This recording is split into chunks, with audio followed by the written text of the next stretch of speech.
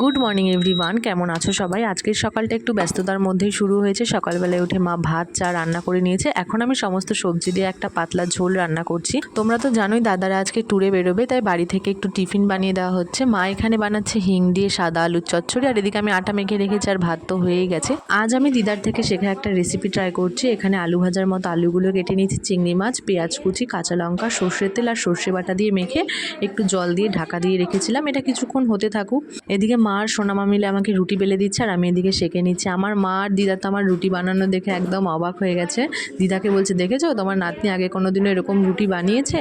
আজকে তো আমার বানানো চিংড়ি মাছের এই রেসিপিটা একদম সুপার হিট। দিদাকে বলছি, কী গো তোমার মতো হয়েছে তো?